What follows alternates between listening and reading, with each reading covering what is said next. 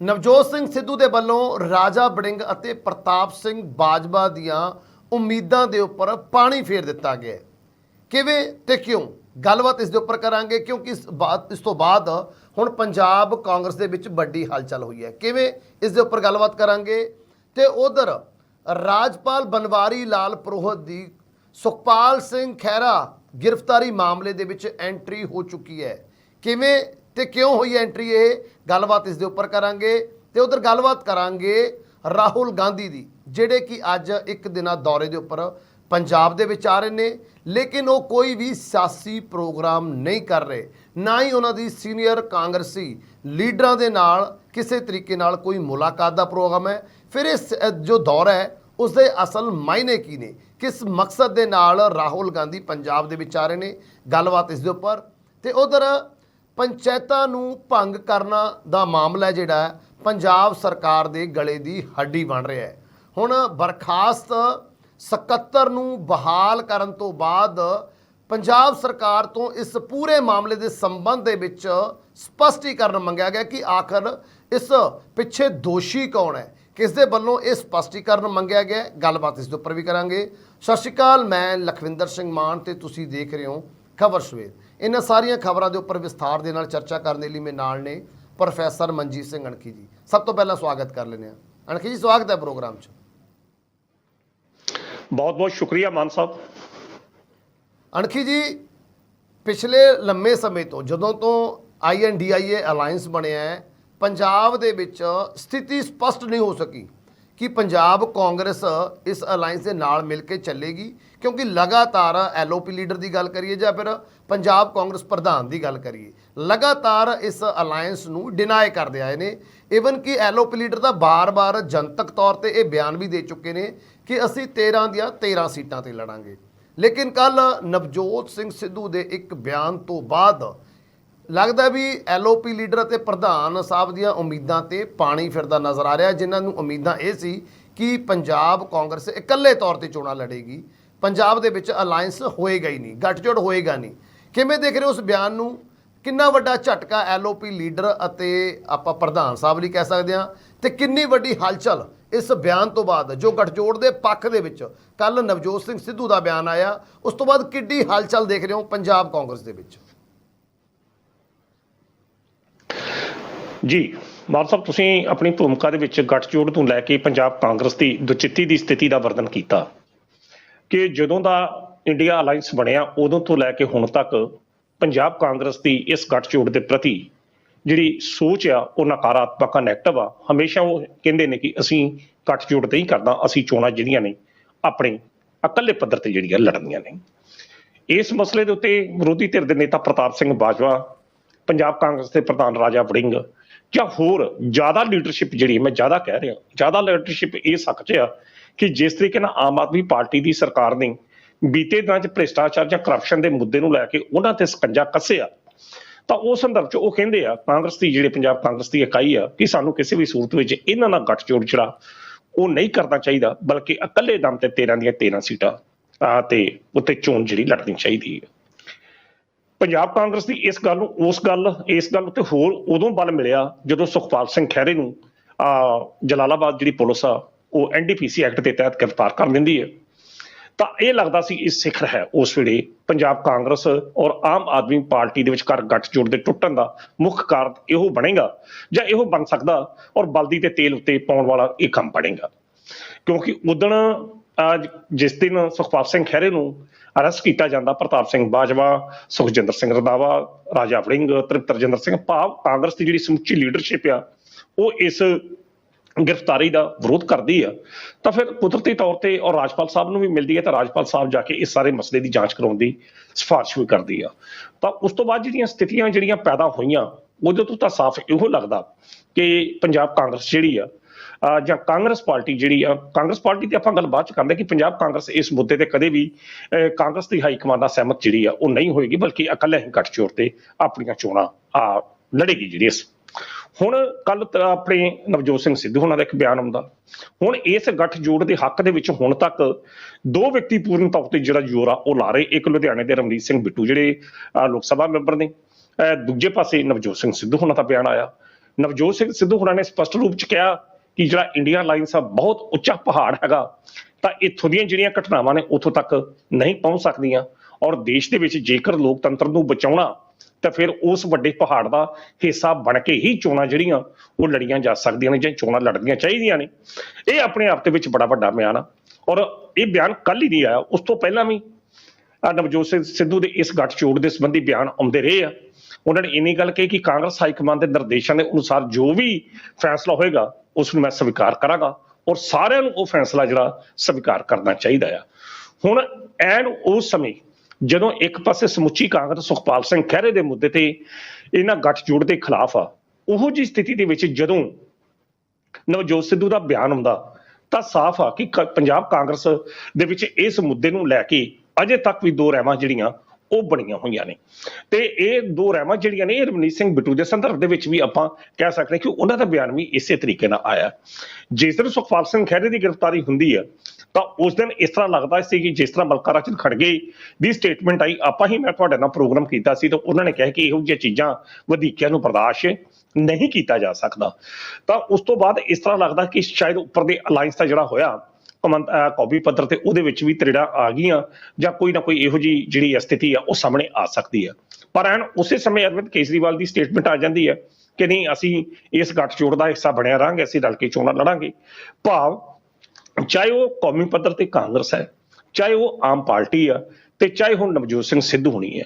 ਨਵਜੋਤ ਸਿੱਧੂ ਦਾ ਇੱਥੇ ਵਿਜ਼ਨ ਜਿਹੜਾ ਇਹ ਆ ਕਿ ਕਿਸੇ ਵੀ ਸੂਰਤ ਵਿੱਚ ਦੁਬਾਰਾ ਜਿਹੜੀ ਐਨਡੀਏ ਦੀ ਸਰਕਾਰ ਆ ਉਹ ਨਹੀਂ ਬਣਨੀ ਚਾਹੀਦੀ, ਕਿਉਂਕਿ ਜੋ ਉਹਨਾਂ ਦਾ ਤਰਕ ਆ ਉਹ ਹਮੇਸ਼ਾ ਤਰਕ ਇਹ ਦਿੰਦੇ ਨੇ ਕਿ ਲੋਕਤਾਂਤਰਿਕ ਕਦਰਾਂ ਕੀਮਤਾਂ ਦਾ ਘਾਣ ਹੋ ਰਿਹਾ, ਲੋਕਤੰਤਰੀ ਸੰਸਥਾਵਾਂ ਦੇ ਉੱਤੇ ਜਿਹੜੀ ਕਾਬਜ਼ ਹੋ ਰਹੇ ਨੇ, ਜਿਹੜੀ ਐਨਡੀ ਜਿਹੜੀ ਧਿਰ ਆ ਇਸ ਤਰੀਕੇ ਦੀਆਂ, ਜਿਸ ਤਰੀਕੇ ਨਾਲ ਬੀਤੇ ਸਮੇਂ ਦੇ ਵਿੱਚ ਬਹੁਤ ਕੁਝ ਇਹੋ ਜਿਹਾ ਹੋਇਆ, ਉਹ ਚੀਜ਼ ਨੂੰ ਲੈ ਕੇ ਉਹਨਾਂ ਨੇ ਇਹ ਵੀ ਖਦਸ਼ਾ ਪ੍ਰਗਟ ਕੀਤਾ ਕਿ ਜੇਕਰ ਦੁਬਾਰਾ ਐਨਡੀਏ ਦੀ ਵਾਪਸੀ ਹੋ ਜਾਂਦੀ ਆ ਤਾਂ ਫਿਰ ਤਾਂ ਇਹ ਸਮਝ ਲਓ ਕਿ ਲੋਕਤੰਤਰ ਹੀ ਖਤਮ ਹੋ ਸਕਦਾ। ਲੋਕਤੰਤਰ ਦੀ ਬਹਾਲੀ ਵਾਸਤੇ, ਲੋਕਤੰਤਰ ਦੀ ਪੁਨਰ ਸਥਾਪਨਾ ਵਾਸਤੇ ਜਿਹੜਾ ਇਹ ਅਲਾਈਅੰਸ ਜਿਹੜਾ ਜ਼ਰੂਰੀ ਆ, ਤੇ ਇਸ ਅਲਾਈਅੰਸ ਦਾ ਹਿੱਸਾ ਬਣ ਕੇ ਹਾਈਕਮਾਨ ਦੇ ਹੁਕਮਾਂ ਦੇ ਅਨੁਸਾਰ ਹੀ ਚੋਣ ਜਿਹੜੀ ਲੜਨੀ ਚਾਹੀਦੀ ਆ। ਹੁਣ ਅਜਿਹੀ ਸਥਿਤੀ ਦੇ ਵਿੱਚ ਨਵਜੋਤ ਸਿੱਧੂ ਦਾ ਬਿਆਨ ਜਿੱਥੇ ਇਸ ਗੱਲ ਦੀ ਹਮਾਇਤ ਕਰਦਾ ਤਾਂ ਫਿਰ ਸਾਫ਼ ਜ਼ਾਹਿਰ ਆ ਕਿ ਇਸ ਮੁੱਦੇ ਦੇ ਉੱਤੇ ਪੰਜਾਬ ਕਾਂਗਰਸ ਜਿਹੜੀ ਆ ਇੱਕਮਤ ਨਹੀਂ ਹੈਗੀ। ਬਾਕੀ ਮਾਨ ਸਾਹਿਬ ਇਹ ਵੀ ਗੱਲ ਕਰ ਦਈਏ ਕਿ ਹੁਣ ਅੱਜ ਤੱਕ ਨਵਜੋਤ ਸਿੱਧੂ ਜਿਹੜੀ ਪੰਜਾਬ ਕਾਂਗਰਸ ਦੀ ਇਕਾਈ ਆ, ਤੇ ਪੰਜਾਬ ਕਾਂਗਰਸ ਦੀ ਇਕਾਈ ਨਵਜੋਤ ਸਿੱਧੂ ਨਾਲੋਂ ਇੱਕ ਵਿੱਥ ਬਣਾ ਕੇ ਜਿਹੜੇ ਉਹ ਚੱਲਦੇ ਪਏ ਨੇ। ਇੱਕ ਪਾਸੇ ਪ੍ਰਤਾਪ ਸਿੰਘ ਬਾਜਵਾ ਰਾਜਾ ਵੜਿੰਗ ਦੇ, ਦੂਜੇ ਪਾਸੇ ਨਵਜੋਤ ਸਿੰਘ ਸਿੱਧੂ ਹੋਣੀ ਆ। ਬੀਤੇ ਲੰਬੇ ਸਮੇਂ ਤੋਂ ਨਵਜੋਤ ਸਿੰਘ ਸਿੱਧੂ ਕਦੇ ਵੀ ਪੰਜਾਬ ਕਾਂਗਰਸ ਦੀ ਇਕਾਈ ਦੇ ਕਿਸੇ ਵੀ ਪ੍ਰੋਗਰਾਮ ਦਾ ਹਿੱਸਾ ਬਣਦੇ ਵਿਖਾਈ ਨਹੀਂ ਦਿੰਦੇ, ਪਰ ਉਹ ਹਾਂ ਹਰ ਪੱਖ ਤੋਂ ਕਾਂਗਰਸ ਹਾਈਕਮਾਨ ਦੇ ਹੁਕਮਾਂ ਦੀ ਉਹ ਸ਼ਲਾਘਾ ਕਰਦੇ ਆ ਤੇ ਉਹਦੇ ਨਾਲ ਸਮਰਥਨ ਕਰਦੇ ਆ ਤੇ ਉਹਦੇ ਨਾਲ ਚੱਲਣ ਦਾ ਐਲਾਨ ਕਰਦੇ ਆ। ਅੱਜ ਤੋਂ 2 ਦਿਨ ਪਹਿਲਾਂ ਵੀ ਜਿਸ ਦਿਨ ਮੈਡਮ ਨਵਜੋਤ ਕੌਰ ਸਿੱਧੂ ਨੇ ਗੱਲ ਕੀਤੀ ਉਹ ਵੀ ਸਾਰਿਆਂ ਦੇ ਸਾਹਮਣੇ ਹੈਗੀ ਆ। ਸੋ ਨਵਜੋਤ ਸਿੱਧੂ ਦਾ ਇਸ ਸੰਦਰਭ ਦੇ ਵਿੱਚ ਐਨ ਇਸ ਮੌਕੇ ਤੇ ਇਹ ਬਿਆਨ ਆਉਣਾ ਆਪਣੇ ਆਪ ਦੇ ਵਿੱਚ ਬਹੁਤ ਗੰਭੀਰ ਜਿਹੜੇ ਉਹ ਪ੍ਰਸ਼ਨ ਜਿਹੜੇ ਉਹ ਰੱਖਦਾ, ਸਿਰਜਦਾ ਆ ਕਿ ਇਸ ਸਭ ਦੇ ਬਾਵਜੂਦ ਜਿਸ ਤਰੀਕੇ ਨਾਲ ਪੰਜਾਬ ਦੇ ਵਿੱਚ ਹੋ ਰਿਹਾ, ਜਿਸ ਤਰੀਕੇ ਨਾਲ ਕਾਂਗਰਸ ਦੇ ਵਿਧਾਇਕਾਂ ਨੂੰ, ਪਹਿਲਾਂ ਤੇ ਸਾਬਕਾ ਵਿਧਾਇਕਾਂ ਨੂੰ, ਹੁਣ ਮੌਜੂਦਾ ਵਿਧਾਇਕਾਂ ਨੂੰ ਜਿਸ ਤਰੀਕੇ ਨਾਲ ਆਮ ਆਦਮੀ ਪਾਰਟੀ ਕਾਨੂੰਨੀ ਦਾ ਪਿੱਛਾਂ ਦਾ ਸਹਾਰਾ ਲੈ ਕੇ ਟੰਗਣ ਦੀ ਕੋਸ਼ਿਸ਼ ਕਰ ਰਹੀ ਆ, ਉਸ ਸੰਦਰਭ ਦੇ ਵਿੱਚ ਜੇ ਨਵਜੋਤ ਸਿੱਧੂ ਦਾ ਬਿਆਨ ਆਉਂਦਾ ਤਾਂ ਫਿਰ ਉਹ ਭਾਵ ਇਹ ਆ ਕਿ ਕਾਂਗਰਸ ਹਾਈਕਮਾਨ ਜਿਹੜੀ ਆ ਉਹ ਇਸ ਪੱਧਰ ਤੇ ਸੋਚਦੀ ਆ ਜਿਸ ਤਰੀਕੇ ਨਾਲ ਨਵਜੋਤ ਸਿੱਧੂ ਨੇ ਕਿਹਾ ਕਿ ਉਹ ਬੜਾ ਉੱਚਾ ਪਹਾੜ ਆ, ਫਿਰ ਉੱਤੇ ਇਹੋ ਜਿਹੀਆਂ ਘਟਨਾਵਾਂ ਕੋਈ ਅਰਥ ਨਹੀਂ ਰੱਖਦੀਆਂ। ਭਾਵ ਜੇਕਰ ਉਸ ਮੁੱਦੇ ਤੇ ਜੇਕਰ 2024 ਦੀਆਂ ਲੋਕ ਸਭਾ ਦੀਆਂ ਚੋਣਾਂ ਦੇ ਸੰਦਰਭ ਦੇ ਵਿੱਚ ਵੇਖਿਆ ਜਾਵੇ ਤੇ ਇਹ ਵੇਖਿਆ ਜਾ ਕਿ ਇੰਡੀਆ ਅਲਾਈਅੰਸ ਦੀ ਪੁਨਰ ਵਾਪਸੀ ਕਰਾਉਣੀ ਆ ਤਾਂ ਫਿਰ ਅਜਿਹੀਆਂ ਘਟਨਾਵਾਂ ਨੂੰ ਭੁੱਲਣਾ ਪਵੇਗਾ, ਔਰ ਭੁੱਲਣ ਵਾਸਤੇ ਦਿਲ ਜਿਹੜਾ ਵੱਡਾ ਚਾਹੀਦਾ ਆ। ਨਵਜੋਤ ਸਿੱਧੂ ਦਾ ਇਹ ਜਿਹੜਾ ਬਿਆਨ ਹੈ ਇਸ ਸੰਦਰਭ ਦੇ ਵਿੱਚ ਆਇਆ ਜੀ। ਬਿਲਕੁਲ ਜੀ। ਤੇ ਇੱਕ ਪਾਸੇ ਨਵਜੋਤ ਸਿੱਧੂ ਦਾ ਇੰਡੀਅਨ ਅਲਾਈਅੰਸ ਨੂੰ ਲੈ ਕੇ ਬਿਆਨ ਆਉਣਾ, ਉਮੀਦਾਂ ਜਿਹੜੀਆਂ ਬਣਾਉਣ ਦੀ ਕੋਸ਼ਿਸ਼ ਕੀਤੀ ਜਾ ਰਹੀ ਸੀ ਰਾਜਾ ਵੜਿੰਗ ਤੇ ਪ੍ਰਤਾਪ ਸਿੰਘ ਬਾਜਵਾ ਦੇ ਉੱਪਰ, ਉਹਨਾਂ ਉੱਪਰ ਪਾਣੀ ਫਿਰਦਾ ਨਜ਼ਰ ਆ ਰਿਹਾ ਇਸ ਬਿਆਨ ਤੋਂ ਬਾਅਦ। ਤੇ ਦੂਸਰੇ ਪਾਸੇ ਇਸੇ ਹਲਚਲ ਦੇ ਦੌਰਾਨ ਰਾਹੁਲ ਗਾਂਧੀ ਦੀ ਪੰਜਾਬ ਦੀ ਫੇਰੀ ਹੈ, 1 ਦਿਨ ਦਾ ਦੌਰਾ ਹੈ, ਲੇਕਿਨ ਚਰਚਾਵਾਂ ਇਹ ਨਿਕਲ ਕੇ ਸਾਹਮਣੇ ਆਈਆਂ ਨੇ ਵੀ ਇਸ 1 ਦਿਨ ਦੌਰੇ ਦੇ ਦੌਰਾਨ ਨਾ ਤਾਂ ਕੋਈ ਸਿਆਸੀ ਪ੍ਰੋਗਰਾਮ ਉਹ ਕਰਨਗੇ, ਨਾ ਹੀ ਕਾਂਗਰਸ ਦੀ ਸੀਨੀਅਰ ਲੀਡਰਸ਼ਿਪ ਨੂੰ ਮਿਲਣ ਦਾ ਉਹਨਾਂ ਦਾ ਕੋਈ ਪ੍ਰੋਗਰਾਮ ਹੈ। ਫਿਰ ਇਸ ਹਲਚਲ ਦੇ ਦੌਰਾਨ ਰਾਹੁਲ ਗਾਂਧੀ ਪੰਜਾਬ ਆਉਂਦੇ ਨੇ, ਕੋਈ ਸਿਆਸੀ ਪ੍ਰੋਗਰਾਮ ਨਹੀਂ ਕਰਦੇ। ਤੇ ਦੂਸਰੀ ਅਹਿਮ ਗੱਲ ਹੈ ਵੀ ਇਸ ਦਿਨ ਕੇਜਰੀਵਾਲ ਵੀ ਪੰਜਾਬ ਦੇ ਵਿੱਚ ਹੋਣਗੇ। ਉਹ ਵੀ ਇੱਕ ਉਦਘਾਟਨ ਸਮਾਰੋਹ ਦੇ ਵਿੱਚ ਪਹੁੰਚ ਰਹੇ ਨੇ। ਮੁੱਖ ਮੰਤਰੀ ਸਾਹਿਬ ਦੇ ਨਾਲ ਉਦਘਾਟਨ ਕਰਨਗੇ, ਪਟਿਆਲਾ ਪਹੁੰਚਣਗੇ ਤੇ ਰਾਹੁਲ ਗਾਂਧੀ ਵੀ ਪੰਜਾਬ ਹੋਣਗੇ। ਸਿਆਸੀ ਪ੍ਰੋਗਰਾਮ ਰਾਹੁਲ ਗਾਂਧੀ ਦਾ ਕੋਈ ਨਹੀਂ, ਸੀਨੀਅਰ ਲੀਡਰਸ਼ਿਪ ਦੇ ਨਾਲ ਮੁਲਾਕਾਤ ਕੋਈ ਨਹੀਂ। ਇੱਕ ਦਿਨ ਪਹਿਲਾਂ ਨਵਜੋਤ ਸਿੰਘ ਸਿੱਧੂ ਦਾ ਬਿਆਨ ਆਉਣਾ। ਇਸ ਘਟਨਾਕ੍ਰਮ ਨੂੰ ਕਿਵੇਂ ਦੇਖ ਰਹੇ ਹੋ? ਕਿਵੇਂ ਦੇਖ ਰਹੇ ਹੋ ਰਾਹੁਲ ਗਾਂਧੀ ਦੇ ਇਸ ਦੌਰੇ ਨੂੰ? ਆਖਰ ਇਸ ਦੌਰੇ ਦੇ ਮਾਇਨੇ ਕੀ ਨੇ? ਰਾਹੁਲ ਗਾਂਧੀ ਦੇ ਦੌਰੇ ਬਾਰੇ ਕੀ ਦੇਖ ਰਹੇ ਹੋ? ਮਾਨ ਸਾਹਿਬ, ਤੁਸੀਂ ਰਾਹੁਲ ਗਾਂਧੀ ਦੀ ਪੰਜਾਬ ਫੇਰੀ ਦੀ ਗੱਲ ਕਰ ਰਹੇ ਜੇ ਤੇ ਕਹਿ ਰਹੇ ਜੇ ਕਿ ਇਹ ਜਿਹੜੇ ਉਹਨਾਂ ਦੀ ਸਿਆਸੀ ਫੇਰੀ ਜਿਹੜੀ ਆ ਉਹ ਨਹੀਂ ਹੈ। ਜਿਸ ਤਰੀਕੇ ਨਾਲ ਕਿਸੇ ਵੀ ਸੀਨੀਅਰ ਲੀਡਰਸ਼ਿਪ ਨੂੰ ਸ਼੍ਰੀ ਦਰਬਾਰ ਸਾਹਿਬ ਪਹੁੰਚਣ ਦਾ ਕੋਈ ਸੱਦਾ ਨਹੀਂ ਦਿੱਤਾ ਗਿਆ, ਕਿਸੇ ਕਿਸਮ ਦਾ ਕੋਈ ਇਕੱਠ ਕਰਨ ਦਾ ਸੱਦਾ ਨਹੀਂ ਆ। ਉਹ ਇੱਕ ਧਾਰਮਿਕ ਫੇਰੀ ਤੇ ਆਉਣਗੇ, ਦਰਬਾਰ ਸਾਹਿਬ ਮੱਥਾ ਟੇਕਣਗੇ ਔਰ ਵਾਪਸ ਚਲੇ ਜਾਣਗੇ। ਇਹ ਮਾਨ ਸਾਹਿਬ ਪਿਛਲੇ ਕੁਝ ਦਿਨਾਂ ਤੋਂ ਰਾਹੁਲ ਗਾਂਧੀ ਇਹੋ ਜਿਹੀਆਂ ਕਾਰਵਾਈਆਂ ਨੂੰ ਲੈ ਕੇ ਚਰਚਾਵਾਂ ਦੇ ਵਿੱਚ ਹਨ। ਕਦੇ ਉਹ ਰੇਲਵੇ ਸਟੇਸ਼ਨ ਤੇ ਜਾ ਕੇ ਕੁੱਲੀ ਬਣ ਜਾਂਦੇ ਆ, ਉੱਥੇ ਵੀ ਕੋਈ ਰਾਜਸੀ ਨੇਤਾ, ਉਹਨਾਂ ਸਿਆਸੀ ਨੇਤਾ ਉਹਨਾਂ ਦੇ ਨਾਲ ਨਹੀਂ ਹੁੰਦਾ। ਕਦੇ ਉਹ ਜਾ ਕੇ ਜਿਸ ਤਰੀਕੇ ਦੀ ਬੀਤੇ ਦਿਨਾਂ 'ਚ ਉਹ ਚਾਕਲੇਟ ਬਣਾਉਂਦੇ ਵੀ ਉਹ ਨਜ਼ਰੀ ਆਏ, ਕਿਤੇ ਉਹ ਕਿਸਾਨਾਂ ਦੀਆਂ ਗੱਲਾਂ ਸੁਣਦੇ ਨੇ, ਕਿਤੇ ਉਹ ਮਕੈਨਿਕਾਂ ਦੇ ਨਾਲ ਗੱਲਬਾਤ ਕਰਦੇ ਉਹ ਨਜ਼ਰ ਆਉਂਦੇ ਆ। ਬਹੁਤ ਕੁਝ ਇਹੋ ਜਿਹਾ ਇਹਨਾਂ ਦਿਨਾਂ ਦੇ ਵਿੱਚ ਉਹਨਾਂ ਵੱਲੋਂ ਕੀਤਾ ਜਾ ਰਿਹਾ, ਜਿਹਦੇ ਵਿੱਚ ਉਹ ਇਕੱਲੇ ਤੌਰ ਤੇ ਆਪਣੀ ਸਰਗਰਮ ਭੂਮਿਕਾ ਨਿਭਾਉਂਦੇ ਨਜ਼ਰ ਆਉਂਦੇ ਨੇ। ਔਰ ਉਹਨਾਂ ਨੂੰ ਕੋਈ ਇਹ ਕੋਸ਼ਿਸ਼ ਹੁੰਦੀ ਕਿ ਸਿਆਸੀ ਅਰਥ ਇਸ ਨੂੰ ਨਾ ਦਿੱਤੇ ਜਾਣ, ਜੇ ਇਹਦੇ ਕੋਈ ਸਿਆਸੀ ਅਰਥ ਨਾ ਕੱਢੇ ਜਾਣ, ਬਲਕਿ ਉਹ ਜ਼ਮੀਨੀ ਹਕੀਕਤ ਨੂੰ ਜਾਣਨਾ ਚਾਹੁੰਦੇ ਨੇ। ਇਹਨਾਂ ਹੁਨਰਮੰਦ ਲੋਕਾਂ ਦੀ, ਜਿਹੜਾ ਕੋਈ ਕੁੱਲੀ ਆ ਜਾਂ ਕੋਈ ਮਕੈਨਿਕ ਆ ਜਾਂ ਕੋਈ ਇਹੋ ਜਿਹੇ ਲੋਕ ਨੇ, ਉਹਨਾਂ ਦੀ ਜ਼ਮੀਨੀ ਹਕੀਕਤ ਵਾਸਤੇ ਹੀ ਉਹ ਸਾਰਾ ਕੁਝ ਕਰ ਰਹੇ ਨੇ। ਆਮ ਤੌਰ ਤੇ ਭਾਰਤ ਜੋੜੋ ਯਾਤਰਾ ਤੋਂ ਬਾਅਦ ਜਿਸ ਤਰੀਕੇ ਦਾ ਪ੍ਰਚਲਨ ਜਿਹੜਾ ਉਹਨਾਂ ਦਾ ਨਜ਼ਰੀ ਆ ਰਿਹਾ, ਉਸੇ ਸੰਦਰਭ ਦੇ ਵਿੱਚ ਮੈਂ ਮਾਨ ਸਾਹਿਬ ਜਿਹੜੀ ਆ ਰਾਹੁਲ ਗਾਂਧੀ ਦੀ ਇਸ ਫੇਰੀ ਨੂੰ ਦੇਖਦਾ, ਜਿਸ ਨੂੰ ਧਾਰਮਿਕ ਫੇਰੀ ਦਾ ਨਾਮ ਦਿੱਤਾ ਜਾ ਰਿਹਾ, ਜਿਹੜੀ ਉਹ ਦਰਬਾਰ ਸਾਹਿਬ ਆਉਣਗੇ। ਬਿਲਕੁਲ ਇਹ ਧਾਰਮਿਕ ਫੇਰੀ ਆ। ਜੇਕਰ ਹਰਿਮੰਦਰ ਸਾਹਿਬ ਵਿਖੇ ਉਹ ਆਉਂਦੇ ਆ, ਮੱਥਾ ਟੇਕਦੇ ਆ, ਲੰਗਰ ਵੀ ਛਕਣਗੇ, ਕੀਰਤਨ ਵੀ ਸਰਵਣ ਕਰਨਗੇ ਔਰ ਫਿਰ ਉਹ ਵਾਪਸ ਚਲੇ ਜਾਣਗੇ। ਤਾਂ ਇਸ ਦਾ ਜਿਹੜਾ ਮੁੱਢਲਾ ਅਰਥ ਜਾਂ ਪ੍ਰਮੁੱਖ ਜਿਹੜੀ ਇਹ ਚੀਜ਼ ਜਿਹੜੀ ਪਹਿਲੀ ਨਜ਼ਰੇ ਆਉਂਦੀ ਆ ਮਾਨ ਸਾਹਿਬ, ਉਹ ਇਹ ਆ ਕਿ ਇੱਕ ਲੰਮੇ ਸਮੇਂ ਤੋਂ, ਖਾਸ ਤੌਰ ਤੇ 1984 ਤੋਂ ਜਦੋਂ ਦਰਬਾਰ ਸਾਹਿਬ ਦੇ ਉੱਤੇ ਅਟੈਕ ਹੁੰਦਾ, ਆਪਰੇਸ਼ਨ ਬਲੂ ਸਟਾਰ ਹੁੰਦਾ, ਉਦੋਂ ਤੋਂ ਲੈ ਕੇ ਹੁਣ ਤੱਕ ਕਾਂਗਰਸ ਤੇ ਖਾਸ ਤੌਰ ਤੇ ਗਾਂਧੀ ਪਰਿਵਾਰ ਹਮੇਸ਼ਾ ਅਸੀਂ ਕਹਿ ਸਕਦੇ ਕਿ ਸਿੱਖਾਂ ਨੂੰ ਕਦੇ ਵੀ, ਸਿੱਖਾਂ ਦੇ ਮਨਾਂ ਨੂੰ ਕਦੇ ਵੀ ਜਿੱਤ ਜਿਹੜਾ ਉਹ ਨਹੀਂ ਸਕਿਆ। ਖਾਸ ਤੌਰ ਤੇ ਗਾਂਧੀ ਪਰਿਵਾਰ ਦੀ ਮੈਂ ਗੱਲ ਕਰਾਂ, ਠੀਕ ਆ, 2 ਵਾਰੀ ਜਿਹੜੀ ਆ ਯੂਪੀ ਦੀ ਸਰਕਾਰ ਬਣਦੀ ਆ ਕੇਂਦਰ ਦੇ ਵਿੱਚ, ਪੰਜਾਬ ਦੇ ਵਿੱਚ ਵੀ ਕੈਪਟਨ ਅਮਰਿੰਦਰ ਸਿੰਘ ਦੀ ਸਰਕਾਰ ਬਣਦੀ ਆ, 2 ਜਾਂ 3 ਵਾਰੀ ਸਰਕਾਰਾਂ ਜਿਹੜੀਆਂ ਕਾਂਗਰਸ ਦੀਆਂ ਬਣਦੀਆਂ ਨੇ। ਪਰ ਇਸ ਸਭ ਦੇ ਬਾਵਜੂਦ ਗਾਂਧੀ ਪਰਿਵਾਰ ਹਮੇਸ਼ਾ ਸਿੱਖਾਂ ਦੇ ਨਫ਼ਰਤ ਦਾ ਕਾਰਨ ਹੈ। ਉਹਦਾ ਕਾਰਨ ਜਿਹੜਾ ਹਮੇਸ਼ਾ ਆਪਰੇਸ਼ਨ ਬਲੂ ਸਟਾਰ ਦੀਆਂ ਜਿਹੜੀਆਂ ਯਾਦਾਂ ਨੇ ਉਹ ਕਦੇ ਵੀ ਸਿੱਖ ਹਿਰਦਿਆਂ ਤੋਂ ਦੂਰ ਨਹੀਂ ਹੋਈਆਂ, ਜਿਸ ਕਰਕੇ ਉਸ ਆਪਰੇਸ਼ਨ ਬਲੂ ਸਟਾਰ ਦਾ ਜ਼ਿੰਮੇਵਾਰ ਹਮੇਸ਼ਾ ਗਾਂਧੀ ਪਰਿਵਾਰ ਤੋਂ ਸਮਝਿਆ ਜਾਂਦਾ। ਗਾਂਧੀ ਪਰਿਵਾਰ ਵੱਲੋਂ ਵੀ ਸਮੇਂ-ਸਮੇਂ ਤੇ ਸਿੱਖਾਂ ਦੇ ਮਨਾਂ ਉੱਤੇ ਇਹ ਜਿਹੜੀ ਪੀੜ ਹੈ, ਇਹ ਜਿਹੜਾ ਦਰਦ ਆ, ਇਸ ਨੂੰ ਘੱਟ ਕਰਨ ਵਾਸਤੇ ਯਤਨ ਜਿਹੜੇ ਉਹ ਕੀਤੇ ਜਾਂਦੇ ਰਹੇ ਨੇ। ਤਾਂ ਉਸ ਸੰਦਰਭ ਦੇ ਵਿੱਚ ਰਾਹੁਲ ਗਾਂਧੀ ਹੁਣਾਂ ਵੱਲੋਂ ਬੜਾ ਇਹੋ ਜਿਹਾ ਜਿਹੜਾ ਆਪਾਂ ਕਹਿ ਸਕਦੇ ਹਾਂ ਕਿ ਦਰਬਾਰ ਸਾਹਿਬ ਦੇ ਦਰਸ਼ਨ ਫੇਰੀ ਦੇ ਸੰਬੰਧ ਕੀਤੀ ਜਾਂਦੀ ਰਹੀ ਹੈ, ਤਾਂ ਜੋ ਸਿੱਖ ਹਿਰਦਿਆਂ ਨੂੰ ਜਿਹੜਾ ਉਹ ਸ਼ਾਂਤ ਕੀਤਾ ਜਾ ਸਕੇ। ਹਾਲਾਂਕਿ ਆਪਰੇਸ਼ਨ ਬਲੂ ਸਟਾਰ ਦੇ ਸੰਬੰਧ ਵਿੱਚ ਡਾਕਟਰ ਮਨਮੋਹਨ ਸਿੰਘ ਹੁਣਾਂ ਨੇ ਜਿਹੜੀ ਮਾਫੀ ਆ ਉਹ ਵੀ ਸੰਸਦ 'ਚ ਮੰਗੀ ਸੀ, ਪਰ ਇਸ ਸਭ ਦੇ ਬਾਵਜੂਦ ਗਾਂਧੀ ਪਰਿਵਾਰ ਹਮੇਸ਼ਾ ਜ਼ਿਆਦਾਤਰ ਸਿੱਖਾਂ ਦੇ ਗੁੱਸੇ ਦਾ ਸ਼ਿਕਾਰ ਰਿਹਾ। ਹੁਣ ਜਦੋਂ ਕਿ 2024 ਦੀਆਂ ਚੋਣਾਂ ਦਾ ਬਿਗਲ ਵੱਜ ਚੁੱਕਾ, ਮਤਲਬ ਬਿਗਲ ਤਾਂ ਚਲੋ ਨਹੀਂ ਵੱਜਾ, ਜੇ ਆਉਣ ਵਾਲੀਆਂ ਨੇ, ਤਾਂ ਉਸ ਸੰਦਰਭ ਦੇ ਵਿੱਚ ਜਿਹੜਾ ਇੰਡੀਆ ਅਲਾਇੰਸ ਬਣਿਆ ਉਸ ਦੇ ਵਿੱਚ ਕਾਂਗਰਸ ਜਿਹੜਾ ਇੱਕ ਪ੍ਰਮੁੱਖ ਪਾਰਟੀ ਹੈਗੀ ਹੈ, ਪ੍ਰਮੁੱਖ ਧੜਾ ਹੈਗਾ। ਤਾਂ ਪੰਜਾਬ ਦੇ ਵਿੱਚ ਵੀ ਕਾਂਗਰਸ ਇੱਕ ਮਜ਼ਬੂਤ ਸਥਿਤੀ 'ਚ ਰਹੀ ਆ।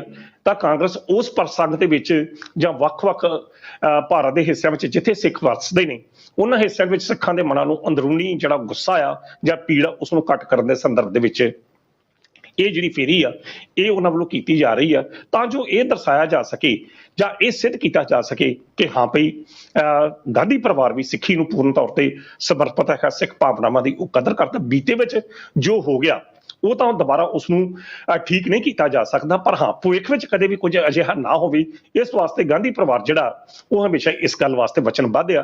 ਤੇ ਇਸੇ ਸੰਦਰਭ ਦੇ ਵਿੱਚ ਹੀ ਉਹ ਦਰਬਾਰ ਸਾਹਿਬ ਵਿਖੇ ਇਹ ਆਉਂਦੇ ਨੇ, ਨਤਮਸਤਕ ਹੁੰਦੇ ਨੇ। ਸਿੱਖ ਫਿਲਾਸਫੀ, ਸਿੱਖ ਧਰਮ ਦੇ ਵਿੱਚ, ਸਿੱਖ ਇਤਿਹਾਸ ਦੇ ਵਿੱਚ, ਸਿੱਖ ਵਿਰਾਸਤ ਦੇ ਵਿੱਚ ਉਹਨਾਂ ਦਾ ਪੂਰਨ ਤੌਰ ਤੇ ਯਕੀਨ ਹੈਗਾ। ਇਹ ਸਾਰਾ ਕੁਝ ਉਹ ਸਾਬਤ ਕਰਨ ਦਾ ਯਤਨ ਕਰਦੇ ਨੇ, ਤੇ ਇਸੇ ਸਾਬਤ ਕਰਨ ਦੇ ਵਿੱਚ ਹੀ ਇਹ ਰਾਹੁਲ ਗਾਂਧੀ ਦੀ ਇਹ ਫੇਰੀ ਆ, ਜਿਸ ਨੂੰ ਨਾਮ ਤਾਂ ਇੱਕ ਧਾਰਮਿਕ ਫੇਰੀ ਦਾ ਦਿੱਤਾ ਜਾ ਰਿਹਾ, ਪਰ ਇਸ ਦੇ ਅਰਥ ਮਾਨ ਸਾਹਿਬ ਸਿਆਸੀ ਹੀ ਅਰਥ ਨਹੀਂ। ਤੇ ਕਿਸੇ ਵੀ ਨੇਤਾ ਦੀ ਕੋਈ ਵੀ ਫੇਰੀ ਜਿਹੜੀ ਆ ਮਾਨ ਸਾਹਿਬ ਨਿੱਜੀ ਨਹੀਂ ਹੁੰਦੀ ਤੇ ਨਾ ਹੀ ਧਾਰਮਿਕ ਹੁੰਦੀ ਆ। ਜਦੋਂ ਵੀ ਉਸਨੇ ਕੋਈ ਫੇਰੀ ਲਾਉਣੀ ਆ, ਇਸ ਤਰ੍ਹਾਂ ਫੇਰੀ ਤੇ ਆਉਣਾ, ਉਸਦੇ ਸਿਆਸੀ ਅਰਥ ਦਾ ਬੇਸ਼ੱਕ ਸਾਹਮਣੇ ਨਜ਼ਰ ਨਾ ਆਉਣ, ਪਰ ਉਸਦੇ ਸਿਆਸੀ ਅਰਥ ਹਮੇਸ਼ਾ ਡੂੰਘੇ ਹੁੰਦੇ ਆ। ਤੇ ਜਿਸ ਤਰੀਕੇ ਨਾਲ ਮੈਂ ਪਹਿਲਾਂ ਹੀ ਆਪਣੀ ਗੱਲਬਾਤ ਸ਼ੁਰੂ ਕਰਨ ਤੋਂ ਪਹਿਲਾਂ ਇਹ ਗੱਲ ਕਹੀ ਕਿ ਰਾਹੁਲ ਗਾਂਧੀ ਕਿਤੇ ਕੁੱਲੀ ਬਣਦੇ ਨੇ, ਕਿਤੇ ਮਕੈਨਿਕ ਨਜ਼ਰ ਆਉਂਦੇ ਨੇ, ਕਦੇ ਕੁਝ ਬਣਦੇ ਨੇ, ਕਦੇ ਕੁਝ ਬਣਦੇ ਨੇ, ਤੇ ਇਹ ਪ੍ਰਭਾਵ ਦਿੱਤਾ ਜਾਂਦਾ ਕਿ ਉਹ ਜ਼ਮੀਨੀ ਹਕੀਕਤ ਤੇ ਇਹਨਾਂ ਲੋਕਾਂ ਦੀ ਹਕੀਕਤ ਨੂੰ ਜਾਣਨਾ ਚਾਹੁੰਦੇ ਨੇ। ਤਾਂ ਮਾਨ ਸਾਹਿਬ, ਜੇਕਰ ਦੂਜੇ ਪਾਸੇ ਇਹ ਵੀ ਗੱਲ ਆ, ਜਿਹੜੇ ਸਿਆਸੀ ਮਾਹਰ ਨੇ ਉਹ ਇਹ ਗੱਲ ਕਹਿੰਦੇ ਨੇ ਰਾਹੁਲ ਗਾਂਧੀ ਦੀਆਂ ਇਹਨਾਂ ਗਤੀਵਿਧੀਆਂ ਦੇ ਸੰਦਰਭ ਦੇ ਵਿੱਚ ਕਿ ਜੋ ਕੁਝ ਰਾਹੁਲ ਗਾਂਧੀ ਹੁਣ ਕਰ ਰਹੇ ਆ, ਜੇਕਰ ਇਹੋ ਕੁਝ ਰਾਹੁਲ ਗਾਂਧੀ ਨੇ 2010 ਦੇ ਵਿੱਚ ਕੀਤਾ ਹੁੰਦਾ ਤਾਂ ਸ਼ਾਇਦ ਫਿਰ ਕਾਂਗਰਸ ਦੀ ਜਾਂ ਇਸ ਵੇਲੇ ਗਾਂਧੀ ਪਰਿਵਾਰ ਦੀ ਅਜਿਹੀ ਹਾਲਤ ਨਾ ਹੁੰਦੀ ਜਿਹੜੀ ਅੱਜ ਹੈਗੀ ਆ।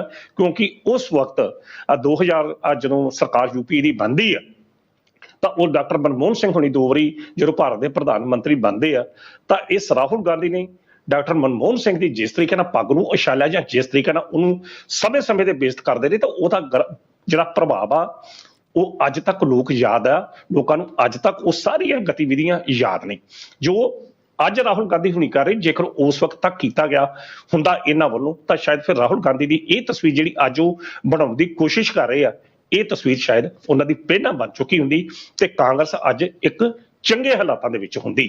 ਜਿਸ ਤਰ੍ਹਾਂ 2 ਵਾਰੀ ਜਿਹੜੀ ਐਨਡੀਏ ਰਿਪੀਟ ਕਰ ਗਈ ਹੈ, ਸ਼ਾਇਦ ਫਿਰ ਉਹ ਰਿਪੀਟ ਨਾ ਕਰਦੀ ਕਿ ਜੇਕਰ ਰਾਹੁਲ ਗਾਂਧੀ ਨੇ ਉਸ ਸਮੇਂ ਦੇ ਵਿੱਚ ਇੱਕ ਚੰਗਾ ਪ੍ਰਦਰਸ਼ਨ, ਇੱਕ ਚੰਗੀ ਸ਼ਖਸੀਅਤ ਦਾ ਪ੍ਰਦਰਸ਼ਨ ਕੀਤਾ ਗਿਆ ਹੁੰਦਾ ਉਹਨਾਂ ਵੱਲੋਂ। ਪਰ ਜਿਸ ਤਰੀਕੇ ਨਾਲ ਡਾਕਟਰ ਮਨਮੋਹਨ ਸਿੰਘ ਨਾਲ ਉਹਨਾਂ ਦਾ ਵਿਹਾਰ ਰਿਹਾ, ਸਭ ਲੋਕ ਉਸ ਨੂੰ ਚੰਗੀ ਤਰ੍ਹਾਂ ਜਾਣੂ ਨੇ, ਲੋਕ ਭੁੱਲੇ ਨਹੀਂ ਆ। ਖੈਰ, ਪ੍ਰਸ਼ਨ ਤੁਹਾਡਾ ਫੇਰੀ ਦਾ ਸੀ, ਤੁਸੀਂ ਉਸ ਨੂੰ ਕਹਿ ਰਹੇ ਕਿ ਹਾਂ ਜਿਸ ਤਰੀਕੇ ਨਾਲ ਕਾਂਗਰਸ ਦੇ ਨੇਤਾਵਾਂ ਵੱਲੋਂ ਕਿਹਾ ਜਾ ਰਿਹਾ ਕਿ ਇਹ ਇੱਕ ਸਿਆਸੀ ਫੇਰੀ ਨਹੀਂ ਆ।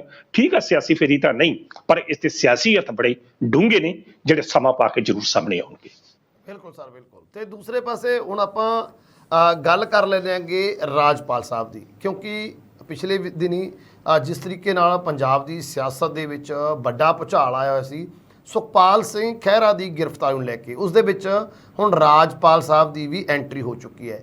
ਕਿਉਂਕਿ ਜਿਸ ਦਿਨ ਇਹ ਗ੍ਰਿਫਤਾਰੀ ਹੁੰਦੀ ਹੈ, ਸੁਖਪਾਲ ਸਿੰਘ ਖਹਿਰਾ ਦੇ ਪੁੱਤਰ ਅਤੇ ਕਾਂਗਰਸ ਦੇ ਸੀਨੀਅਰ ਲੀਡਰ ਰਾਜਪਾਲ ਕੋਲ ਜਾ ਕੇ ਇੱਕ ਸ਼ਿਕਾਇਤ ਕਰਦੇ ਨੇ ਜਾਂ ਫਿਰ ਕਹੀਏ ਮੰਗ ਰੱਖਦੇ ਨੇਗੇ ਵੀ ਇਹ ਜਿਹੜੀ ਗ੍ਰਿਫਤਾਰੀ ਹੈ ਇਹ ਕਿਸੇ ਵੀ ਤਰੀਕੇ ਨਾਲ ਲੋਕਤੰਤਰੀ ਨਹੀਂ, ਇਹਦੇ ਵਿੱਚ ਕਾਨੂੰਨ ਦੀਆਂ ਧੱਜੀਆਂ ਉਡਾਈਆਂ ਗਈਆਂ ਨੇ। ਕਹਿ ਰਹੇ ਨੇ ਇਸ ਸੰਦਰਭ ਦੇ ਵਿੱਚ ਹੁਣ ਰਾਜਪਾਲ ਸਾਹਿਬ ਵੱਲੋਂ ਚੰਡੀਗੜ੍ਹ ਦੇ ਡੀਜੀਪੀ ਤੋਂ ਜਾਣਕਾਰੀ ਮੰਗੀ ਗਈ ਹੈ। ਕਿਵੇਂ ਦੇਖ ਰਹੇ ਉਸ ਪੂਰੇ ਮਾਮਲੇ ਨੂੰ? ਉਹ ਪੂਰਾ ਘਟਨਾਕ੍ਰਮ ਹੈ ਕਿ ਡੀਜੀਪੀ ਸਾਹਿਬ ਤੋਂ ਕਿਹੜੀ ਜਾਣਕਾਰੀ ਰਾਜਪਾਲ ਸਾਹਿਬ ਵੱਲੋਂ ਮੰਗੀ ਗਈ ਹੈ? ਜੀ, ਸੁਖਪਾਲ ਸਿੰਘ ਖਹਿਰੇ ਨੂੰ ਜਦੋਂ ਜਲਾਲਾਬਾਦ ਦੀ ਪੁਲਿਸ ਗ੍ਰਿਫਤਾਰ ਕਰਨ ਪਹੁੰਚਦੀ ਆ ਤਾਂ ਉੱਥੇ ਸਭ ਤੋਂ ਪਹਿਲਾਂ ਸੁਖਪਾਲ ਸਿੰਘ ਖਹਿਰੇ ਹੁਣੀ ਵਾਰੰਟ ਦੀ ਮੰਗ ਕਰਦੇ ਕਿ ਵਾਰੰਟ ਵਿਖਾਇਆ ਜਾਵੇ।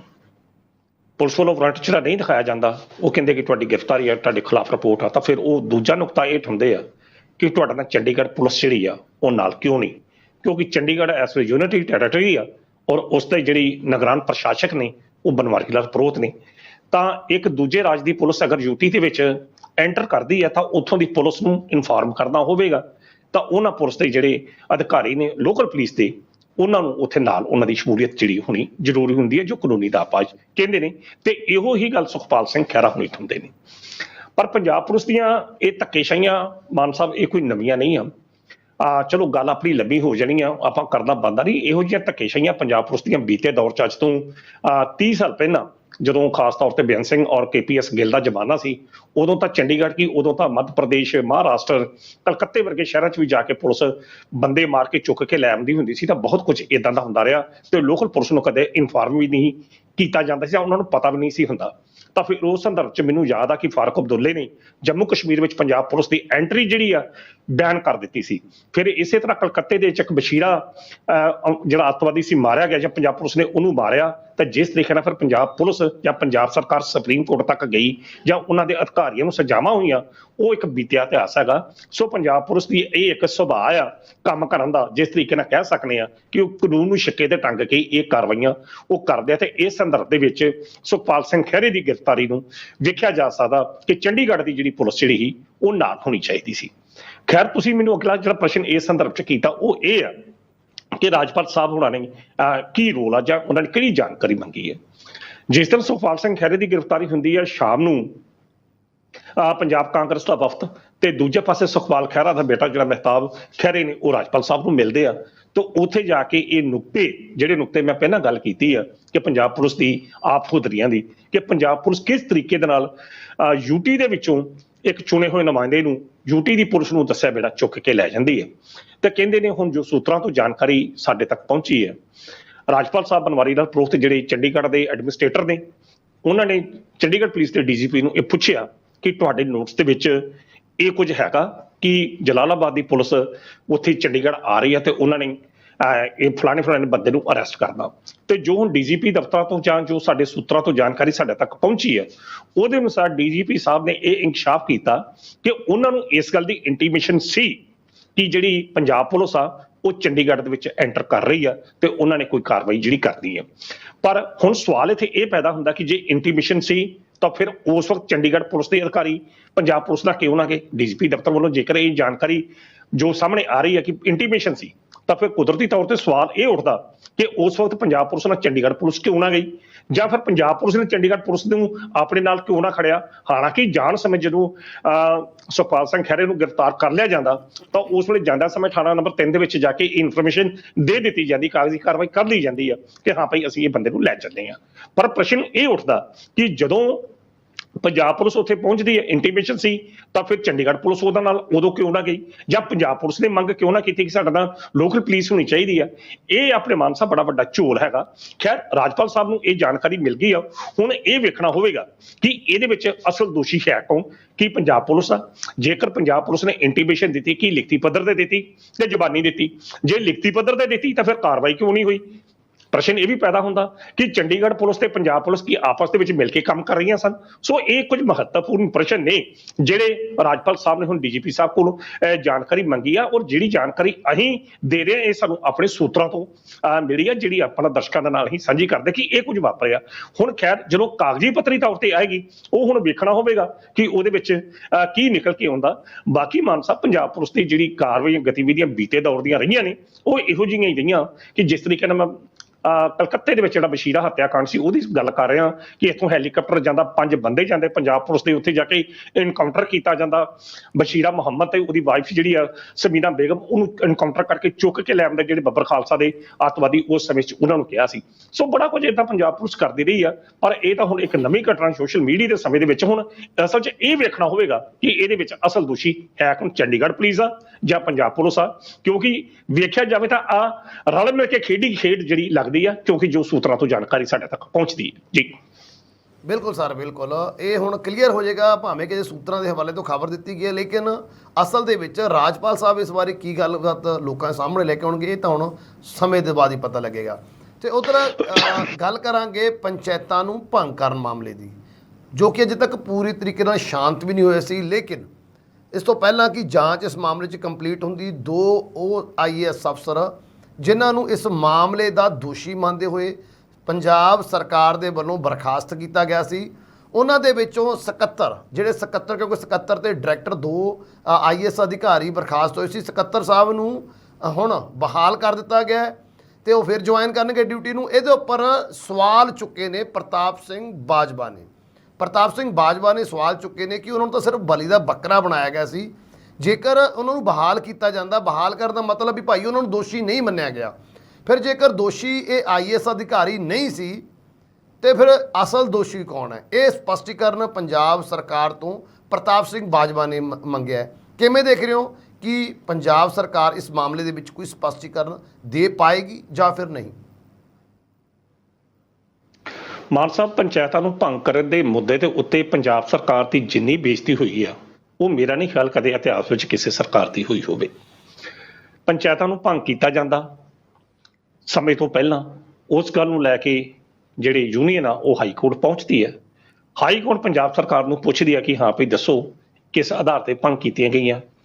ਪੰਜਾਬ ਸਰਕਾਰ ਤਰਕ ਦਿੰਦੀ ਆ ਕਿ ਇਸ ਆਧਾਰ ਤੇ ਕੀਤਾ ਗਿਆ ਕਿ ਖਰਚੇ ਜ਼ਿਆਦਾ ਸੀ ਜਾਂ ਇਸ ਤਰ੍ਹਾਂ। ਉਹ ਕਹਿੰਦੇ ਹਾਂਜੀ ਸਾਬਤ ਕਰੋ। ਤਾਂ ਜਦੋਂ ਸਾਬਤ ਕਰਨ ਦੀ ਟਾਈਮ ਹੁੰਦਾ, ਨਾ ਉਹ ਸਾਬਤ ਕਰਦੇ ਆ ਤੇ ਨਾ ਹੀ ਉੱਥੇ ਆਪਣੇ ਉਸ ਸਮੇਂ ਦੇ ਐਡਵੋਕੇਟ ਜਨਰਲ ਜਿਹੜੇ ਨੇ ਉਹ ਉੱਥੇ ਪੇਸ਼ ਹੁੰਦੇ ਆ। ਤੇ ਮੁੱਦਾ ਕੀ ਕਿ ਪੰਜਾਬ ਸਰਕਾਰ ਪਹਿਲਾਂ ਹੀ ਨੋਟੀਫਿਕੇਸ਼ਨ ਜਾਰੀ ਕਰ ਦਿੰਦੀ ਹੈ ਕਿ ਹਾਂ ਭਈ ਜਿਹੜੀਆਂ ਭੰਗ ਕੀਤੀਆਂ ਪੰਚਾਇਤਾਂ ਦੁਬਾਰਾ ਬਹਾਲ ਕੀਤੀਆਂ ਜਾਂਦੀਆਂ। ਅਜੇ ਉਹ ਖਬਰਾਂ ਅਖਬਾਰ 'ਚ ਚੱਲ ਹੀ ਰਹੀਆਂ ਹੁੰਦੀਆਂ ਤੇ ਮਾਨ ਸਾਹਿਬ ਇੱਕ ਫਾਈਲ ਜਿਹੜੀ ਉਹ ਸਾਹਮਣੇ ਆ ਜਾਂਦੀ ਆ। ਉਸ ਫਾਈਲ ਦੇ ਉੱਤੇ ਜਿਹੜੇ ਲਾਲਜੀਤ ਸਿੰਘ ਭੁੱਲਰ ਦੇ ਉਹਦੇ ਹਸਤਾਖਰ ਵੀ ਹੁੰਦੇ ਨੇ ਤੇ ਦੂਜੇ ਪਾਸੇ ਭਗਵੰਤ ਮਾਨ ਹੋਣਾ ਤੇ ਹਸਤਾਖਰ ਵੀ ਹੁੰਦੇ ਨੇ। ਭਾਵ ਤੇ ਉਹਦੇ ਉੱਤੇ ਜਿਹੜੇ 2 ਅਧਿਕਾਰੀ ਧਰਮਿੰਦਰ ਤਿਵਾੜੀ ਤੇ ਗੁਰਪ੍ਰੀਤ ਸਿੰਘ ਖਹਿਰਾ ਉਹਨਾਂ ਦੇ ਸਾਈਨ ਵੀ ਜਿਹੜੇ ਹੁੰਦੇ ਆ। ਤੇ ਮਸਲਾ ਬਿੱਲੀ ਜਿਹੜੀ ਆ ਉਹ ਥੈਲੇ ਚੋਂ ਬਾਹਰ ਆ ਜਾਂਦੀ ਆ ਕਿ ਇਹ ਜਿਹੜੀਆਂ ਪੰਚਾਇਤਾਂ ਨੂੰ ਭੰਗ ਕਰਨ ਦਾ ਆਦੇਸ਼ ਸੀ ਜਾਂ ਜਿਹੜਾ ਨੋਟੀਫਿਕੇਸ਼ਨ ਜਾਰੀ ਕੀਤਾ ਗਿਆ ਸੀ ਉਹਦੇ ਵਿੱਚ ਮੁੱਖ ਮੰਤਰੀ ਦਫ਼ਤਰ ਤੋਂ ਲੈ ਕੇ ਤਾਂ ਪੰਚਾਇਤ ਵਿਭਾਗ ਦੇ ਦਫ਼ਤਰ ਸੰਗ ਸਾਰੇ ਅਧਿਕਾਰੀਆਂ ਦਾ ਜਾਂ ਮੰਤਰੀਆਂ ਦਾ ਪੂਰਨ ਤੌਰ ਤੇ ਹੱਥ ਸੀ ਜਾਂ ਸਾਰਾ ਕੁਝ ਉਹਨਾਂ ਨੂੰ ਪਤਾ ਸੀ। ਪਰ ਜਿਉਂ ਕਿ ਸੁਪਰੀਮ ਕੋਰਟ ਮਾਫ ਕਰਨਾ ਹਾਈ ਕੋਰਟ 'ਚ ਹੇਠੀ ਇੰਨੀ ਹੋ ਜਾਂਦੀ ਕਿ ਸਰਕਾਰ ਕੋਲ ਕੋਈ ਵੀ ਜਵਾਬ ਨਹੀਂ ਦਿੱਤਾ ਜਾਂਦਾ ਤਾਂ ਨੋਟੀਫਿਕੇਸ਼ਨ ਜਿਹੜਾ ਬਹਾਲ ਕਰਨ ਦਾ ਦੁਬਾਰਾ ਆ ਜਾਂਦਾ ਸਾਹਮਣੇ। ਪਰ ਉਸ ਸੰਦਰਭ ਦੇ ਵਿੱਚ ਜਿਸ ਤਰੀਕੇ ਨਾਲ ਅਸੀਂ ਕਹਿੰਦੇ ਕਿ ਅਸੀਂ ਪੰਜਾਬ ਸਰਕਾਰ ਜਿਸ ਤਰ੍ਹਾਂ ਬੈਕਫੁੱਟ ਤੇ ਗਈ ਤੇ ਜਿਸ ਤਰੀਕੇ ਨਾਲ ਵਿਰੋਧੀਆਂ ਨੇ ਪੰਜਾਬ ਸਰਕਾਰ ਨੂੰ ਘੇਰਿਆ ਤੇ ਪੰਜਾਬ ਸਰਕਾਰ ਉਸ ਮੁੱਦੇ ਤੇ ਕਿਸ ਤਰੀਕੇ ਨਾਲ ਆਪਣਾ ਬਚਾਓ ਕਰਦੀ ਨਜ਼ਰ ਆਈ, ਉਸ ਦੇ ਵਿੱਚ ਕੀ ਕੀਤਾ ਕਿ ਸਭ ਤੋਂ ਪਹਿਲਾਂ ਜਿਹੜੇ 2 ਅਧਿਕਾਰੀ ਸਨ ਉਹਨਾਂ ਨੂੰ ਮੁਅੱਤਲ ਜਿਹੜਾ ਕਰ ਦਿੱਤਾ ਗਿਆ, ਜਿਨ੍ਹਾਂ ਵਿੱਚ ਡੀਕੇ ਤਿਵਾੜੀ ਯਾਨੀ ਕਿ ਧਰਮਿੰਦਰ ਕੁਮਾਰ ਤਿਵਾੜੀ ਜਿਹੜੇ ਸਕੱਤਰ ਸਨ ਤੇ ਡਾਇਰੈਕਟਰ ਗੁਰਪ੍ਰੀਤ ਸਿੰਘ ਖਹਿਰਾ ਹੋਣੀ, ਉਹਨਾਂ ਨੂੰ ਸਸਪੈਂਡ ਕਰ ਦਿੱਤਾ ਗਿਆ। ਜਦੋਂ ਕਿ ਵਿਰੋਧੀ ਧਿਰ ਨੇ ਉਸ ਵਕਤ ਵੀ ਮੰਗ ਕੀਤੀ ਕਿ ਹਾਂ ਭਈ ਇਹਦੇ ਉੱਤੇ ਲਾਲਜੀਤ ਸਿੰਘ ਭੁੱਲਰ ਹੋਣਾ ਦੇ ਹਸਤਾਖਰ ਨੇ, ਉਹਨਾਂ ਨੂੰ ਵੀ ਪਤਾ ਹੈਗਾ ਕਾਰਵਾਈ ਜਿਹੜੀ ਆ ਉਹਨਾਂ ਤੇ ਵੀ ਕੀਤੀ ਜਾਵੇ ਜਾਂ ਘੱਟੋ ਘੱਟ ਉਹਨਾਂ ਨੂੰ ਪੁੱਛਿਆ ਤਾਂ ਜਾਵੇ ਕਿ ਕਿਸ ਆਧਾਰ ਤੇ ਤੁਸੀਂ ਪੰਚਾਇਤਾਂ ਨੂੰ ਭੰਗ ਕਰਨ ਦਾ ਜਿਹੜਾ ਐਲਾਨ ਜਿਹੜਾ ਕੀਤਾ ਜਾਂ ਕਿਸ ਆਧਾਰ ਤੇ ਕੀਤੀਆਂ। ਪਰ ਕਿਉਂਕਿ ਸਰਕਾਰ ਜਿਹੜੀ ਇਸ ਵੇਲੇ ਸੱਤਾਧਾਰੀ ਤੇ ਆਪਣੀ ਮਨਮਰਜ਼ੀਆਂ ਕਰਨੀ ਹੈ, ਪਰ ਉਹਨਾਂ ਨੇ ਪਿੰਡਲੀ ਜਿਹੜੇ 2 ਅਧਿਕਾਰੀਆਂ ਨੂੰ ਸਸਪੈਂਡ ਕਰਕੇ ਇਸ ਮੁੱਦੇ ਨੂੰ ਠੰਡੇ ਬਸਤੇ 'ਚ ਪਾਉਣ ਦਾ ਯਤਨ ਕੀਤਾ। ਹੁਣ ਨਵੇਂ ਤੱਥ ਇਹ ਸਾਹਮਣੇ ਆਏ ਆ ਕਿ ਉਹਨਾਂ ਦੇ ਵਿੱਚ ਜਿਹੜੇ ਸਕੱਤਰ ਸਨ ਧਰਮਿੰਦਰ ਤਿਵਾੜੀ ਡੀਕੇ ਤਿਵਾੜੀ ਉਹਨਾਂ ਨੂੰ ਬਹਾਲ ਕਰ ਦਿੱਤਾ ਗਿਆ। ਹੁਣ ਬਹਾਲ ਕਰ ਦਿੱਤਾ ਗਿਆ ਕਿਸ ਆਧਾਰ ਤੇ ਕੀਤਾ? ਪ੍ਰਤਾਪ ਸਿੰਘ ਬਾਜਵਾ ਜਿਹੜੇ ਵਿਰੋਧੀ ਧਿਰ ਦੇ ਨੇਤਾ ਨੇ ਉਹਨਾਂ ਨੇ ਹੁਣ ਸਰਕਾਰ ਨੂੰ ਸਵਾਲ ਕੀਤਾ ਕਿਉਂਕਿ ਉਸ ਵਕਤ ਉਹਨਾਂ ਨੇ ਇਹ ਮੰਗ ਕੀਤੀ ਸੀ ਕਿ ਹਾਂ ਭਈ ਇਸ ਮਸਲੇ ਦੀ ਜਾਂਚ ਹੋਣੀ ਚਾਹੀਦੀ ਹੈ। ਕਹਿੰਦੇ ਜੇ ਜਾਂਚ ਹੋਣੀ ਚਾਹੀਦੀ ਤੇ ਇਹ ਦੱਸਿਆ ਜਾਵੇ ਕਿ ਜੇਕਰ ਬਹਾਲ ਕੀਤਾ 1 ਮਹੀਨੇ ਬਾਅਦ ਹੀ ਤੁਸੀਂ ਬਹਾਲ ਕਰਤਾ, ਇਸ ਦਾ ਸਾਫ਼ ਅਰਥ ਇਹ ਨਿਕਲਦਾ ਕਿ ਫਿਰ ਡੀਕੇ ਤਿਵਾੜੀ ਇਸ ਮੁੱਦੇ 'ਚ ਦੋਸ਼ੀ ਨਹੀਂ ਹੈ। ਜੇਕਰ ਜਾਂਚ ਚੱਲ ਰਹੀ ਹੈ ਤੇ ਜਾਂਚ ਦੇ ਵਿੱਚ ਇਹੋ ਤੱਥ ਜੇ ਸਾਹਮਣੇ ਆਇਆ ਕਿ ਉਹ ਬੰਦਾ ਦੋਸ਼ੀ ਨਹੀਂ ਆ ਤਾਂ ਉਸ ਨੂੰ ਬਹਾਲ ਕਰ ਦਿੱਤਾ ਗਿਆ। ਹੋਰ ਕਹਿੰਦੇ ਤੁਸੀਂ ਦਿਨਾਂ ਬਾਅਦ ਫਿਰ ਗੁਰਪ੍ਰੀਤ ਖਹਿਰੇ ਨੂੰ ਵੀ ਕਹਿੰਦੇ ਬਹਾਲ ਕਰੋ। ਕਹਿੰਦੇ ਫਿਰ ਇਹ ਤਾਂ ਦੱਸੋ ਕਿ ਅਸਲ ਵਿੱਚ ਇਹਦੇ ਵਿੱਚ ਦੋਸ਼ੀ ਹੈ ਕੌਣ, ਕਿ ਲਾਲਜੀਤ ਸਿੰਘ ਭੁੱਲਰ ਦੋਸ਼ੀ ਨੇ ਜਾਂ ਮੁੱਖ ਮੰਤਰੀ ਦਫ਼ਤਰ ਜਾਂ ਮੁੱਖ ਮੰਤਰੀ ਸਾਹਿਬ ਵੀ ਉਹ ਚਮਕਿਆ। ਤਾਂ ਉਹਨਾਂ ਨੇ ਇਹ ਸਪਸ਼ਟੀਕਰਨ ਮੰਗਿਆ ਤੇ ਇਹ ਸਪਸ਼ਟੀਕਰਨ ਮਾਨ ਸਾਹਿਬ ਕੇਵਲ ਵਿਰੋਧੀ ਧਿਰ ਦਾ ਹੀ ਨਹੀਂ, ਪੰਜਾਬ ਦੇ ਲੋਕ ਵੀ ਜਾਣਨਾ ਚਾਹੁੰਦੇ ਆ। ਜਿਹੜੇ ਲੋਕ ਥੋੜਾ ਬਹੁਤਾ ਰਾਜਨੀਤੀ 'ਚ ਦਿਲਚਸਪੀ ਰੱਖਦੇ ਆ ਜਾਂ ਜਿਨ੍ਹਾਂ ਲੋਕਾਂ ਨੇ ਬਦਲਾਵ ਨੂੰ ਆਧਾਰ ਤੇ ਇਹ ਸਰਕਾਰ ਨੂੰ ਲਿਆਂਦਾ ਤੇ ਸਰਕਾਰ ਦੇ ਇਸ ਕਾਰਵਾਈ ਨੂੰ ਜਾਂ ਇਸ ਗਤੀਵਿਧੀ ਨੂੰ ਜੇਕਰ ਨੀਜ਼ ਨਾ ਵੇਖੀਏ ਤਾਂ ਬੜੇ ਵੱਡੇ ਝੋਲ ਜਿਹੜੇ ਆ ਉਹ ਨਜ਼ਰ ਆਉਂਦੇ ਆ ਕਿ ਜੇ ਜਾਂਚ ਹੋਈ, ਜਾਂਚ ਤੋਂ ਪਹਿਲਾਂ ਹੀ 2 ਅਧਿਕਾਰੀ ਸਸਪੈਂਡ ਕਰ ਦਿੱਤੇ ਗਏ, ਜਾਂਚ ਹੋ ਜਾਂਦੀ ਆ, ਉਹਦੇ ਵਿੱਚ ਇੱਕ ਨੂੰ ਕਲੀਨ ਚਿੱਟ ਦੇ ਕੇ ਉਸ ਦੀ ਮੁਅੱਤਲੀ ਨੂੰ ਬਹਾਲ ਕਰ ਦਿੱਤਾ ਜਾਂਦਾ ਤੇ ਫਿਰ ਦੂਜੇ ਨੂੰ ਵੀ ਕਰ ਦੇਣਗੇ, ਤਾਂ ਫਿਰ ਅਸਲ ਦੇ ਵਿੱਚ ਦੋਸ਼ੀ ਕੌਣ ਆ? ਇਹ ਜਿਹੜਾ ਸਵਾਲ ਆ ਆਪਣੇ ਆਪ ਦੇ ਵਿੱਚ ਬੜਾ ਗੰਭੀਰ ਆ ਔਰ ਇਸ ਸਵਾਲ ਦਾ ਜਵਾਬ ਕੇਵਲ ਪ੍ਰਤਾਪ ਸਿੰਘ ਬਾਜਵਾ ਹੀ ਨਹੀਂ ਮੰਗ ਰਹੇ, ਪੰਜਾਬ ਦੇ ਆਮ ਲੋਕ ਵੀ ਜਾਣਨਾ ਚਾਹੁੰਦੇ ਆ ਕਿ ਹਾਂ ਭਈ ਉਹ ਜੋ ਕੁਝ ਹੋਇਆ, ਜਿਸ ਤਰ੍ਹਾਂ ਸਰਕਾਰ ਬੈਕਫੁੱਟ ਤੇ ਗਈ, ਉਹਦਾ ਅਸਲ ਦੋਸ਼ੀ ਕੌਣ ਸੀ? ਤਾਂ ਇਹ ਸਰਕਾਰ ਨੂੰ ਜਵਾਬ ਦੇਣਾ ਚਾਹੀਦਾ, ਨਾ ਕਿ ਇਸ ਤਰੀਕੇ ਨਾਲ ਬਹਾਲ ਕਰਕੇ ਮੁਅੱਤਲ ਕਰਕੇ ਇਸ ਮਸਲੇ ਨੂੰ ਠੰਡੇ ਬਸਤੇ ਵਿੱਚ ਪਾ ਕੇ ਲੋਕਾਂ ਦਾ ਧਿਆਨ ਭਟਕਾਇਆ ਜਾਵੇ। ਇਹਨਾਂ ਜ਼ਰੂਰੀ ਹੈ ਕਿ ਅਸਲ ਤੱਥ ਜਿਹੜੇ ਆ ਉਹ ਸਾਹਮਣੇ ਆਉਣ। ਘੱਟੋ ਘੱਟ ਜਿਹੜੀਆਂ ਲੋਕਤੰਤਰੀ ਕਦਰਾਂ ਕੀਮਤਾਂ ਨੇ ਜਾਂ ਲੋਕਤੰਤਰੀ ਸੰਸਥਾਵਾਂ ਨੇ ਉਹਨਾਂ ਨੂੰ ਤਾਂ ਘੱਟੋ ਘੱਟ ਬਹਾਲ ਜਿਹੜਾ ਰੱਖਿਆ ਜਾਵੇ, ਕਿਉਂਕਿ ਇੱਕ ਪਾਸੇ ਤਾਂ ਆਮ ਆਦਮੀ ਪਾਰਟੀ ਹਮੇਸ਼ਾ ਇਸ ਗੱਲ ਤੇ ਜ਼ੋਰ ਦਿੰਦੀ ਹੈ ਕਿ ਕੇਂਦਰ ਦੀ ਜਿਹੜੀ ਭਾਜਪਾ ਸਰਕਾਰ ਆ ਲੋਕਤੰਤਰੀ ਕਦਰਾਂ ਕੀਮਤਾਂ ਦਾ ਘਾਣ ਕਰ ਰਹੀ ਹੈ। ਖਾਸ ਤੌਰ ਤੇ ਕੇਜਰੀਵਾਲ ਸਾਹਿਬ ਜਿਸ ਤਰੀਕੇ ਨਾਲ ਕਹਿੰਦੇ ਆ ਕਿ ਲੋਕਤੰਤਰੀ ਸੰਸਥਾਵਾਂ ਦੇ ਉੱਤੇ ਭਾਜਪਾ ਜਿਹੜੀ ਕਬਜ਼ਾ ਕਰ ਰਹੀ ਆ, ਤਾਂ ਜੇਕਰ ਪੰਜਾਬ ਦੇ ਵਿੱਚ ਜਿਹੜੀ ਮੁੱਢਲੀ ਲੋਕਤੰਤਰ ਇਕਾਈ ਪੰਚਾਇਤ ਆ ਉਸ ਨੂੰ ਬਿਨਾਂ ਕਿਸੇ ਆਧਾਰ ਤੇ ਭੰਗ ਕਰ ਦਿੱਤਾ ਜਾਂਦਾ ਤਾਂ ਫਿਰ ਇਹ ਵੀ ਇੱਕ ਕਿਸਮ ਦਾ ਲੋਕਤੰਤਰੀ ਸੰਸਥਾਵਾਂ ਤੇ ਹਮਲਾ ਹੈਗਾ, ਜਿਹਦੇ ਸੰਬੰਧ ਵਿੱਚ ਪ੍ਰਤਾਪ ਸਿੰਘ ਬਾਜਵਾ ਦਾ ਇਹ ਸਪਸ਼ਟੀਕਰਨ ਮੰਗਣਾ ਬਿਲਕੁਲ ਜਾਇਜ਼ ਲੱਗਦਾ। ਪੰਜਾਬ ਦੇ ਲੋਕ ਵੀ ਇਹਨੂੰ ਤੱਥ ਨੂੰ ਜਾਣਨਾ ਚਾਹੁੰਦੇ ਨੇ ਕਿ ਉਹ ਸਾਰੇ ਐਪੀਸੋਡ ਦੇ ਵਿੱਚ ਅਸਲ ਦੋਸ਼ੀ ਹੈ ਕੀ ਸੀ ਤੇ ਜਾਂਚ ਦੇ ਵਿੱਚੋਂ ਨਿਕਲਿਆ ਕੀ। ਜੀ ਬਿਲਕੁਲ ਸਰ, ਪਰ ਹੁਣ ਇਹਦੇ ਉੱਪਰ ਇਹ ਦੇਖਣਾ ਹੋਏਗਾ ਕਿ ਸਰਕਾਰ ਦਾ ਰੁਖ ਕਿਸ ਤਰ੍ਹਾਂ ਰਹਿੰਦਾ। ਸਰਕਾਰ ਇਸ ਸੰਬੰਧ ਦੇ ਵਿੱਚ ਚੁੱਪ ਰਹੇਗੀ ਜਾਂ ਫਿਰ ਇਸ ਸੰਬੰਧ ਦੇ ਵਿੱਚ ਸਪਸ਼ਟੀਕਰਨ ਦੇਵੇਗੀ ਕਿ ਆਖਰ ਇਸ ਪੂਰੀ ਕਾਰਵਾਈ ਦੇ ਪਿੱਛੇ ਹੱਥ ਕਿਹਦਾ ਸੀ, ਇਸ ਪੂਰੀ ਕਾਰਵਾਈ ਦਾ ਦੋਸ਼ੀ ਕੌਣ ਸੀ, ਕਿਹਦੇ ਇਸ਼ਾਰੇ ਦੇ ਉੱਪਰ, ਕਿਹਦੀ ਸਲਾਹ ਦੇ ਉੱਪਰ ਪੰਚਾਇਤਾਂ ਨੂੰ ਸਮੇਂ ਤੋਂ ਪਹਿਲਾਂ ਭੰਗ ਕੀਤਾ ਗਿਆ ਸੀ, ਜਿਹਦੇ ਵਿੱਚ ਸਰਕਾਰ ਦੀ ਕਿਰਕਿਰੀ ਹੋਈ ਤੇ ਸਰਕਾਰ ਨੂੰ ਯੂ ਟਰਨ ਲੈਣਾ ਪਿਆ ਸੀ। ਸੋਣਕੀ ਸਾਹਿਬ, ਤੁਸੀਂ ਗੱਲਬਾਤ ਕਰਨੀ ਸਾਡੇ ਨਾਲ ਜੁੜੇ, ਉਹਦੇ ਲਈ ਤੁਹਾਡਾ ਬਹੁਤ ਬਹੁਤ ਧੰਨਵਾਦ। ਬਹੁਤ ਬਹੁਤ ਸ਼ੁਕਰੀਆ ਮਾਨ ਸਾਹਿਬ। ਇਹ ਸਨ ਪ੍ਰੋਫੈਸਰ ਮਨਜੀਤ ਸਿੰਘ ਅਣਖੀ ਜੀ, ਜਿਨ੍ਹਾਂ ਵੱਲੋਂ ਇਹਨਾਂ ਖਬਰਾਂ ਦੇ ਉੱਪਰ ਵਿਸਥਾਰ ਦੇ ਨਾਲ ਚਰਚਾ ਕੀਤੀ ਗਈ ਹੈ। ਚਰਚਾ ਕਿਵੇਂ ਲੱਗੀ ਕਮੈਂਟ ਕਰਕੇ ਜ਼ਰੂਰ ਦੱਸਿਓ। ਅਗਲੇ ਪ੍ਰੋਗਰਾਮ ਵਿੱਚ ਫਿਰ ਤੋਂ ਸਾਡੀ ਹੋਏਗੀ ਮੁਲਾਕਾਤ। ਉਦੋਂ ਤੱਕ ਦਿਓ ਇਜਾਜ਼ਤ। ਧੰਨਵਾਦ।